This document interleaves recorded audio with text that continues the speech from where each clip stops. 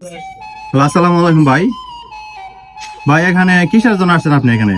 ওয়ালাইকুম আসসালাম। আমি আসছি ঝগড়াচরে। ঝগড়াচর নাকি উটের দই পাওয়া যায়। তো মানুষের কাছে শুধু শুনি, দুই একজনের কাছে। আজকে নিজ চোখে আসলাম, উটের দই কিনলাম। তো আসলে এই উটের দই যে অনেক সুস্বাদু দই, আসলে এটা খাওয়ার মতো একটা সেরকম সুস্বাদু আছে। আমি অনেকের কাছে শুনলাম যে না, এখানে উটের দই পাওয়া যায়। তো অবশেষে আসলাম ঝগড়াচর বাজারে, কিনলাম। তো সবাই বন্ধু বান্ধব মিলে খাইলাম। আলহামদুলিল্লাহ, খুবই ভালো লাগলো।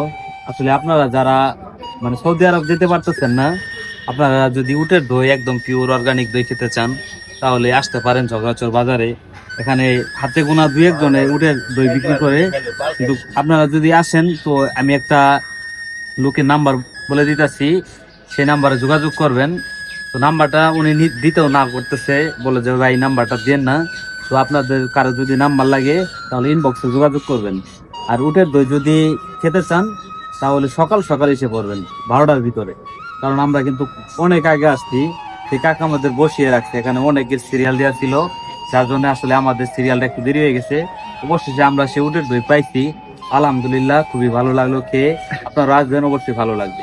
তো ভালো থাকেন, সুস্থ থাকেন। আজকের মতো ভিডিওটা এখানে শেষ করছি। আসসালামু আলাইকুম।